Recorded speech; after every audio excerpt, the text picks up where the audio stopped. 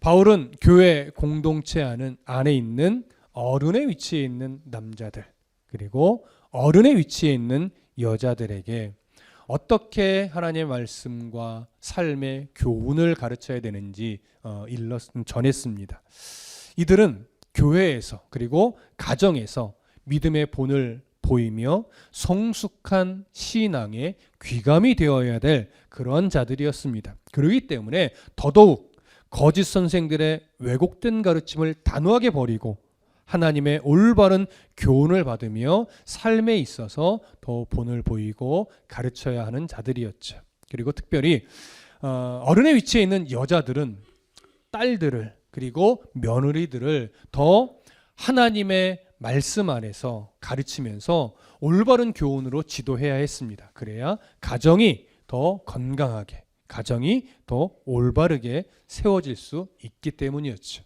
이제 바울은 디도에게 교회 안에 있는 젊은 남자들을 어떻게 가르쳐야 될지, 40대 이하의 결혼한 젊은 남자들을 어떻게 가르쳐야 될지에 대해서 교훈합니다. 오늘 그 부분을 살펴볼 것입니다. 자, 6절부터 8절까지 다시 한번 읽겠습니다. 6절부터 8절입니다. 함께 읽겠습니다. 시작. 너는 이와 같이 젊은 남자들을 신중하도록 권면하되 범사에 네 자신이 선한 일에 본을 보이며 교훈에 부패하지 아니함과 단정함과 책망할 것이 없는 바른 말을 하게 하라. 이는 대적하는 자로 하여금 부끄러워 우리를 악하다 할 것이 없게 하려 함이라. 아멘. 바울은 디도에게 이제 그레데 교회에 있는 젊은 남자들을 가르침에 있어서 무엇이라고 먼저 말하냐면 이와 같이 젊은 남자들을 신중하도록 권면하라고 합니다.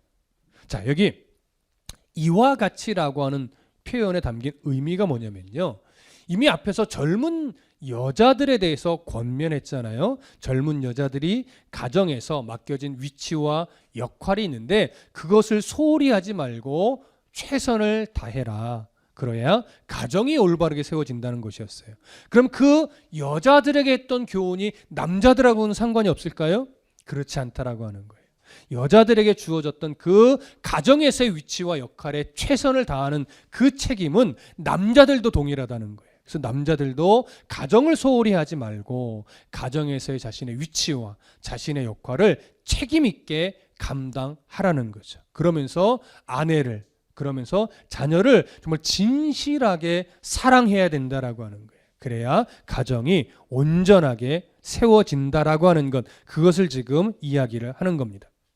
그런 교훈과 함께 젊은 남자들에게는 조금 더 특별한 교훈이 하나 더 주어지는데 그것이 뭐냐면 신중한 삶을 살아가게 해야 된다는 거예요.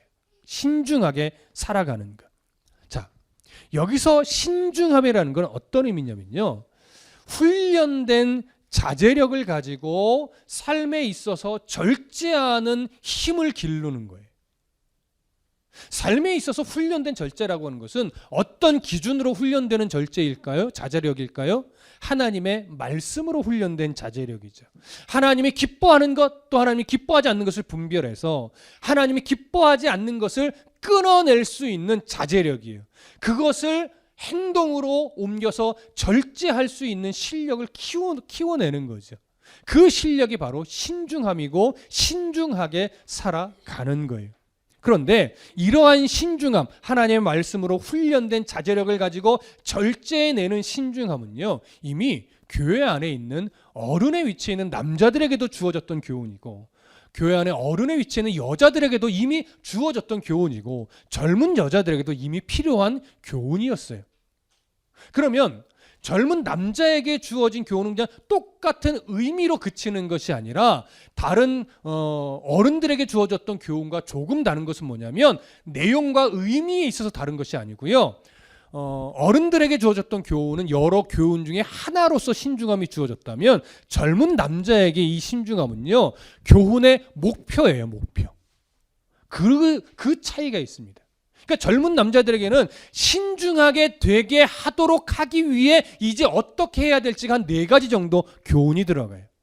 그러면 왜 젊은 남자, 40대 이하에 결혼한 젊은 남자들에게는 신중함이라고 하는 것이 교훈의 목표가 됐을까요? 40대 이하의 젊은 남자들은요, 혈기가 가득한 나이예요. 그리고 여러 가지 면에 있어서 욕구가 충만한 나이입니다. 그렇기 때문에 이들은요, 거짓 가르침의 미혹에 쉽게 넘어갈 수 있는 시기의 남자들이기 때문에 더더군다나 이 신중함이라는 훈련된 자제력이 더욱 필요한 시기의 남자들인 거죠. 그래서 이 그레데 교회 안에 있는 젊은 남자들에게 있어서 신중함은 지금 그 무엇보다도 더 빠르게 더 정확하게 훈련되어져야 될 내용이었어요. 그래서 젊은 남자들에게 이 신중함을 기르도록 하기 위해서 디도야 이렇게 그들을 가르쳐줘라라고 하고 이제 4가지 교훈을 주게 되는 겁니다. 자, 그 4가지 교훈을 좀 살펴볼게요. 자, 우선 7절을 보면 그 첫 번째로 이렇게 얘기를 합니다. 범사에 네 자신이 선한 일에 본을 보이라, 이렇게 얘기해요. 여기 네 자신은 누구를 말하는 걸까요? 젊은 남자들을 말하는 걸까요? 디도를 말하는 걸까요? 디도를 말하는 거예요. 그러니까 젊은 남자들을 이렇게 가르쳐야 된다라고 말을 시작하는데 실제로 교훈은 누구한테 주고 있어요? 디도에게 주고 있어요. 이게 무슨 말이냐면 디도가 끊임없이 젊은 남자들을 가르치고 교훈하겠죠. 그것이 중요하지만 그것으로 전부가 아니라는 거예요. 올바른 말씀을 가르치면서 어떻게 살아가야 될지를 네가 교훈할 텐데 그 교훈으로 끝나지 말고 네가 먼저 선한 일의 본을 보여줘야 된다. 이 얘기라는 거예요. 그래야 젊은 남자들이 진짜로 교훈을 받을 수 있다라고 하는 거죠. 그러면 디도가 본을 보여야 될 선한 일은 뭘까요? 영적인 측면과 윤리 도덕적인 측면이 다 들어가 있어요. 영적으로는 교회 안에서 하나님을 섬기는 그런 모습이겠죠. 그럼 도덕과 윤리는 뭘까요? 세상 속에서 어떻게 살아가야 되는지 그 본을 보여주라는 거예요. 그렇기 때문에 디도는요, 목회자로서 또 설교자로서 그들에게 말로만 가르치는 것이 아니라 그것이 정말 교훈이 되기 위해서는 본인이 가르쳤던 그대로 살아내는 그 노력을 하지 않으면 정말로 교훈이 될 수 없다라고 하는 거예요. 가르친 대로 살아내는 씨름을 디도가 먼저 해야 그 교훈이 정말 영향력을 미치고 열매를 맺을 수 있다라고 하는 것이죠.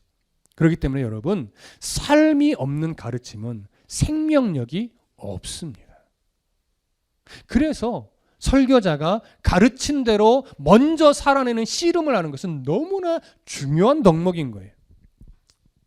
ARCC라고 하는 기독교 연구소가 있어요. 여러 조사를 하는 기관인데 이 기관에서 이제 몇 해 전에 이렇게 기사를 올린 내용을 보면 많은 청년들이 나는 교회를 옮길 의사가 있다 이렇게 밝힌 청년들이 있었어요. 이제 그 청년들을 대상으로 무엇을 조사했냐면 교회의 문제점이 뭐길래 교회를 옮길 생각이 있으십니까? 이렇게 물었던 거예요. 그러니까 몇 가지 리스트가 쭉 나오겠죠. 그중에 1위가 뭐였냐면요, 목회자의 언행 불일치였어요. 목회자가 설교하는 것과 살아가는 모습이 너무 다르다. 그래서 나는 너무나 실망이 크고 나는 그래서 교회를 옮길 마음이 있다, 이렇게 대답을 했다라고 하는 거예요. 그러니까 목회자가 언행 불일치라는 건 뭐예요? 설교하는 것과 살아가는 모습이 너무나 다르다는 거예요. 목회자가 설교한 대로 살아가는 모습이 안 보이니까 그 설교가 영향력을 미치지 못하는 거죠. 열매를 맺을 수 없는 거예요. 그러니까 목회자에 대한 실망은 결국 어디에 대한 실망으로 이어질 수밖에 없어요? 교회에 대한 실망으로 이어질 수밖에 없는 거예요. 그러니까 목회자가 선한 일에 본이 되지 않으니까 많은 청년들이 목회자에 대해 또 교회에 대해 실망을 하게 되고, 그러니까 교회를 옮기거나 떠나게 되는 원인이 되는 거죠. 여러분, 빌립보서 3장 17절을 보면 바울이 빌립보 교회의 성도들을 향해서 뭐라고 말하냐면, 형제들아 너희는 함께 나를 본받으라. 그리고 너희가 우리를 본받은 것처럼 그와 같이 행하는 자들을 눈여겨보라. 이렇게 말해요. 바울이 자신의 의로움을 막 드러내기 위해 교만함으로 나를 본받으라고 말했을까요? 그런 차원의 말이 아니에요. 바울이 나를 본받으라고 한 것은 내가 너희들보다 의로워 이걸 말하는 것이 아니고요. 나도 지금 여전히 매일매일 그리스도를 본받기 위해 나도 치열한 싸움을 하고 있다. 나도 늘 노력하고 늘 애쓰고 있다. 왜? 힘든 일이니까. 나도 이렇게 매일매일 주를 닮기 위해 노력하고 있는 것처럼 너희들도 나처럼 매일매일 주를 닮기 위해 노력해야 된다. 이 얘기를 하는 거예요. 그게 당연한 거죠. 그리고 바울이 그렇게 노력하니까 주변에 바울을 닮아서 매일매일 주를 닮기 위해 치열하게 본인과 싸움을 싸워내는 사람이 많거든요. 그러니까 그들도 그 싸움을 하고 있으니 너희들도 나처럼 그 씨름을 하고 있는 자들을 바라보면서 그들의 본을 받으라 이렇게 되는 거예요. 그러니까 디도에게도 말하는 거예요. 너도 나처럼 그레데 교회 성도들에게, 특히 젊은 성도들에게 나처럼 그리스도를 본받기 위해 매일매일 치열한 싸움을 싸우듯이 너희도 그렇게 치열하게 싸우라라고 말할 수 있어야 된다는 거예요. 그러니까 디도가 매일의 삶 속에서 그리스도를 본받기 위한 이 치열한 싸움을 안 한다면 그레데 교회 젊은 남자들이 어떠한 영향력을 받을 것이며 어떠한 본을 받을 수 있겠냐고요. 그러니까 디도가 그 애씀을 갖는다면 교회 어른들도 그 애씀을 갖고 치열하게 싸워내겠죠. 그러면 젊은 성도들은 디도를 통해서도 그 교훈을 받고 디도처럼 교회의 어른들이 또 그 싸움을 하고 있으니까 또 주변에서 영향을 받고, 그러니까 젊은 성도들이, 젊은 남자들이 어느 순간 주변의 그런 모습을 계속 보게 되면서 자신들도 그 영향을 받게 된다라고 하는 거예요. 그래서 디도야, 너도 나처럼 그렇게 성도들에게, 젊은 남자들에게 말할 수 있어야 한다, 이 얘기를 하는 거예요.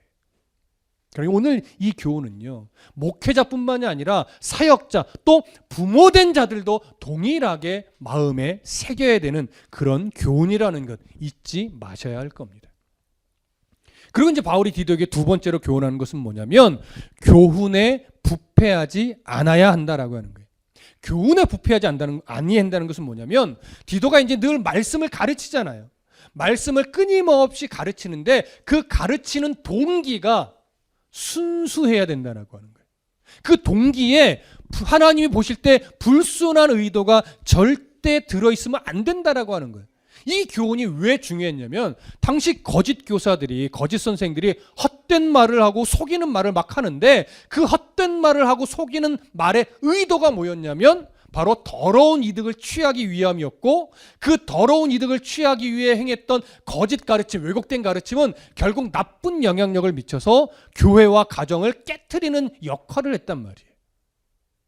그렇기 때문에 이 디도에게 너는 오랜 시간 그 말씀으로 가르치고 교훈해야 될 텐데, 네가 가르치는 그 교훈에 절대 사사로운 욕심이나 인간적인 감정이나 이런 걸 절대 담지 말아야 한다라고 교훈하는 거예요.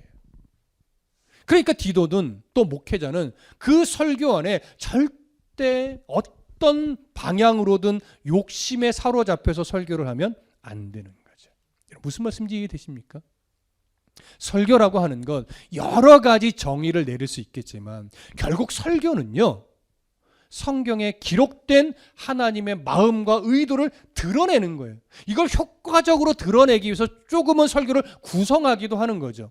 그래서 저는 종종 그런 생각을 합니다. 설교라고 하는 것은 목회자가 어떤 설교를 하고 싶다라고 의도를 가지면 안 되겠다, 틀렸다는 아니에요. 하지만 할 수 있으면 내가 어떤 설교를 해야지라고 정해놓고 본문을 끌어오는 것이 아니라, 성경이 어떤 의도가 성경에 지금 담겨 있지, 그것을 파악함으로 말미암아 그것을 드러내기 위해 힘쓰는 거예요. 그러니까 설교는 제가 하고 싶은 말을 하려고, 제가 말하고 싶은 걸 더 강조하려고 본문을 끌어오면 실수를 하게 돼요. 이게 무슨 말씀 이해되시죠? 물론 은혜는 끼칠 수 있겠죠. 그러나 본문의 말씀이 정말 그런 의도가 있느냐를 대입시켜 보면 종종 실수를 하게 되는 거예요. 본문은 그런 의도가 없는데 내가 그걸 말하고 싶어서 이 본문을 그렇게 끼워 맞추는 식이 될 수 있는 거죠. 그러니까 설교자가 무슨 말을 하고 싶어서 설교를 하는 것이 아니고, 설교자는요 사실은 자기의 마음과 감정을 다 빼야 돼요. 자기의 마음과 자기의 감정과 자기 욕심을 다 빼고 오늘 성경에 있는 본문이 하나님이 그 저자를 통해 이런 내용을 기록하게 했을 때 도대체 어떤 의도와 어떤 메시지를 드러내고 싶어서 이렇게 기록했는가, 그걸 찾는 거죠. 그리고 그걸 드러내서 전달하는 거예요. 다만 이걸 좀 효과적으로 전달하고 마음에 깊이 새기게 하기 위해서 표현도 좀 정리하고 때로는 어떤 예를 들기도 하고 앞뒤 구성도 맞추는 거죠.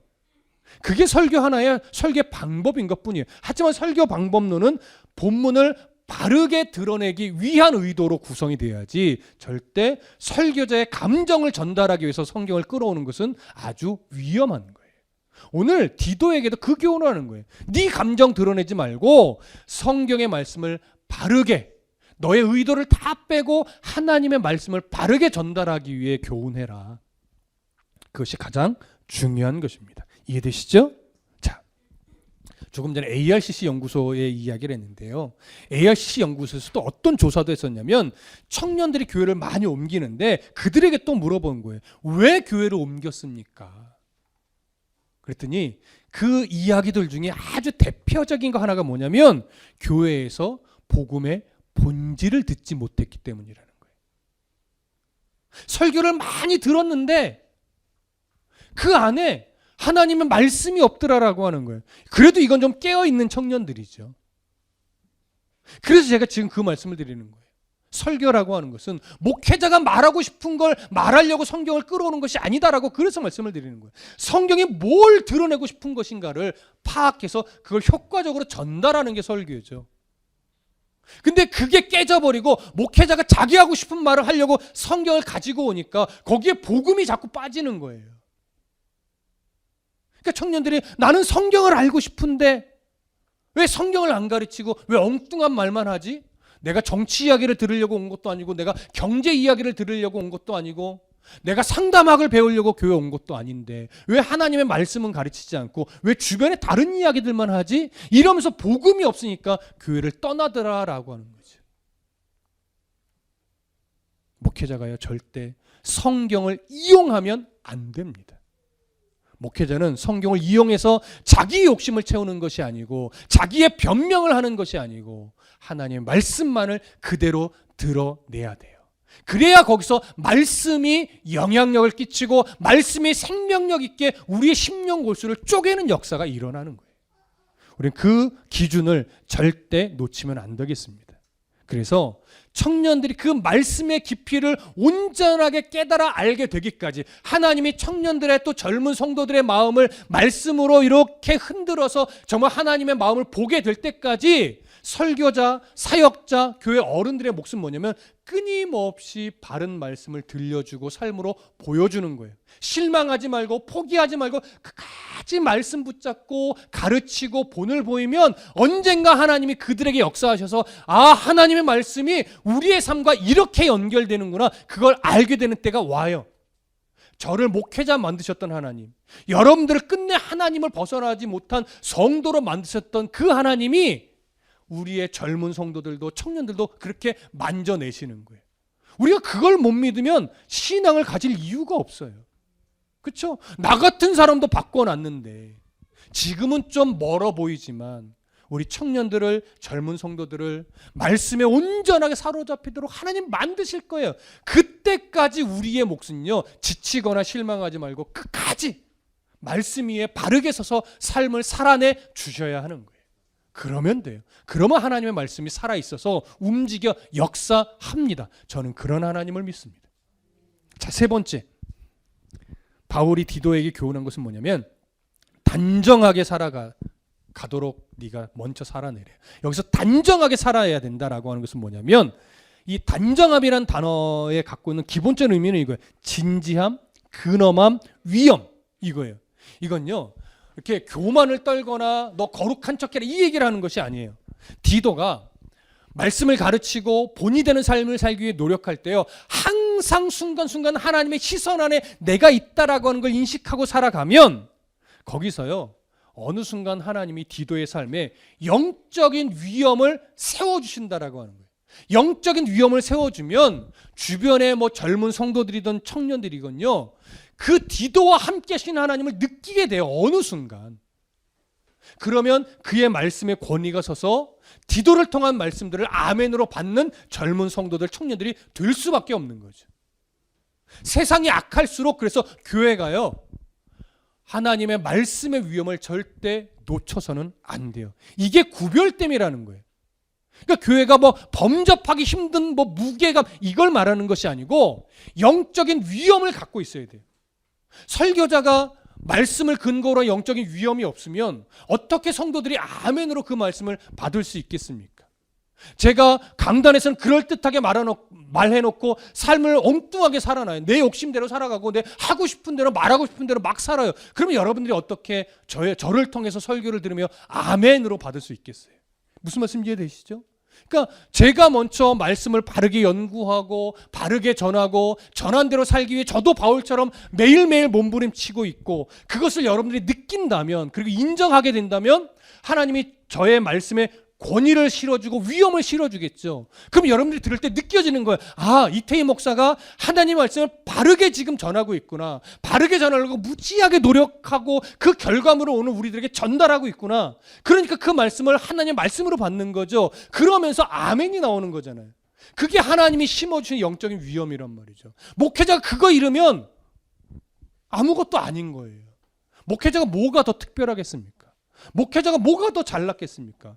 목회자가 될 수 있는 건 한 가지예요. 말씀으로서 하나님이 주시는 어떤 영적인 위엄을 갖고 말하는 것. 이건 높다라고 하는 게 절대 아니에요. 높은 자를 말하는 것이 아닙니다. 말씀의 권위가 서지 않고 어떻게 여러분들에게 하나님의 은혜를 나눌 수 있겠어요? 디도에게 그런 진지함, 그런 영적인 위엄을 갖을 수 있도록 말씀 앞에서 하나님의 시선 앞에서 삶을 살아내라는 거예요. 그래 얼마나 힘겨운 싸움을 디도가 해야만 하겠습니까? 그 다음에 네 번째로 교훈하는 것은 책망할 것이 없는 바른 말을 하라는 거예요. 오늘 본문에서는 책망할 것이 없는 바른 말을 하게 하라라고 번역이 됐지만 문법의 헬라어 문법적으로 조금 더 표현하면요 이렇게 번역하기보다는 책망할 것이 없는 바른 말을 네가 제시하면서 교훈해라 이런 말이 돼요. 그러니까 책망할 것이 없는 바른 말이라고 하는 것은 이미 앞에 맥락에서도 다 있었는데요. 그가 가르치는 모든 말씀이 그가 가르치는 모든 성경의 내용이 사도들이 가르친 내용에 부합하도록 절대 벗어나지 않도록 그렇게 말씀을 가르치라는 거예요. 왜 이 말씀이 중요하냐면요. 거짓 교사들이 자꾸 말씀을 왜곡시켜서 왜곡된 교훈을 줬잖아요. 근데 디도가 조금이라도 소홀히 여기서 말씀을 잘못 가르치면 그걸 그 틈을 타고 거짓 교사들이 오히려 더 공격하고 반박하면서 디도를 방해한다는 거예요. 그래서 디도가 그 어느 누구에게서도 말씀에 있어서 책을 잡히지 않도록 너 끊임없이 긴장하면서 올바른 교훈을 가르쳐야 돼. 사도들이 가르쳤던 그 내용과 벗어나지 않도록 바르게 계속해서 가르쳐. 이 얘기를 하는 거죠. 결국 이 네 가지 교훈을 다시 정리해 보면요. 결국 디도에게 말하는 것은 한 맥락이에요. 거짓 선생들과 다르게 너는 순전한 의도를 가지고 말씀을 가르쳐야 되며 말씀을 가르칠 때 하나님의 의도를 바르게 드러내야 되며 그렇게 전한 하나님의 말씀을 너의 삶에도 적용해서 네가 먼저 선한 일에 본을 보이고 그렇게 살아나면 하나님이 너의 삶에 영적인 권위를 세워줄 텐데 그렇게 영적인 권위를 세우면서 말씀을 가르치고 선한 본을 보이면 끝내 하나님께서 그리고 하나님 말씀이 선한 영향력을 끼쳐서 젊은 성도들을 또 청년들을 변화시킬 것이다. 바꿔낼 것이다. 그러니 그때까지 실망하거나 지치거나 포기하지 말고 끝까지 네가 이 네 가지 교훈에 주의해서 목회를 해야 한다. 이걸 가르치는 거죠. 여러분 그건 당연한 거예요. 어떻게 보면 너무나 지극히 당연한 거예요. 그럼에도 불구하고 그 당연한 얘기를 강조하는 이유는 그레데 교회가 그레데의 그 사회가 너무나도 악해 있었고 너무나도 부패해 있었고 너무나도 본이 되는 삶이 없었던 그러한 사회가 되어 있었기 때문에 그렇습니다. 그래서 더더군다나 목회자의 위치에 서 있는 디도가 그런 본이 되는 삶을 먼저 살아야만 한다라고 강조하고 또 강조한 것이죠. 그러면서 이제 8절 마지막에 그와 함께 더 또 중요한 어떤 이유를 하나 제시하는데 그것이 뭐냐면 이는 대적하는 자로 하여금 부끄러워 우리를 악하다 할 것이 없게 하려 함이라 이렇게 얘기를 해요. 여기 대적하는 자라고 하는 것은 거짓 교사들도 포함이 되고 끊임없이 디도의 어떤 약점을 잡으려고 하는 그러한 자들을 말하는 겁니다. 그러니까 그들은 항상 디도의 어떤 책을 잡을 것이 뭐가 있을까 끊임없이 보면서 디도를 무너뜨려야 자기들이 서니까 디도를 무너뜨릴 만한 요소를 끊임없이 찾고 있거든요. 그들에게 어떤 책 잡힐 요소 하나라도 주지 않도록 네가 바르게 살아내면 결국 어떻게 돼요? 그들이 책을 잡지 못하고 오히려 언젠가는 스스로 부끄러워지게 될 때가 올 것이다. 그래서 그들이 이제 디도를 향해서 악하다고 할 것이 없게 될 때까지, 그렇게 책 잡을 것이 없게 될 때까지 네가 치열하게 싸워주라는 거예요. 그러면 이제 어느 순간 그레데 교회는 어른에서부터 젊은 성도들에 이르기까지 정말 말씀으로 하나가 되는 아주 건강한 교회 공동체가 될 수 있다라고 하는 것이죠. 그러니까 디도가 그렇게 목회하는 순간 얼마나 이 자신의 감정과 혈기가 막 튀어나오고 싶은 순간이 얼마나 많겠어요. 근데 그때마다 혈기와 감정으로 대하는 것이 아니라 끊임없이 혈기와 감정을 누르고 바르게 말씀을 가르치고 바르게 본을 보이며 끊임없이 하나님의 말씀에 부합한 그런 말씀만을 전달하려고 노력하면 결국 하나님의 말씀이 그레데 교회를 멋지게 세울 수 있으니까 그 부분에 너는 포기하지 말고 끝까지 힘을 내라. 이 교훈을 준 것입니다. 그래서 젊은이들을 가르치라 하면서 디도에게 해야 될 것을 이야기한 것이 그런 이유예요. 이해되시죠? 그렇기 때문에 오늘 이 교훈을 본받아서 목회자인 저도 또 우리 사역자들도 또한 교회의 본이 되어야 될 성도 여러분들도 이 말씀을 마음에 담고요. 포기하지 말고 올바른 말씀을 아멘으로 받고 그 말씀대로 살아가는 그 선한 일에 본을 보이는 삶을 끝까지 살아내 주셔야 됩니다. 그러면 결국 그 말씀이 승리예요. 결국 그 말씀이 사람을 변화시켜요. 그때까지 우리 지치지 말고 믿음으로 말씀 붙잡고 본을 보이며 살아내십시다.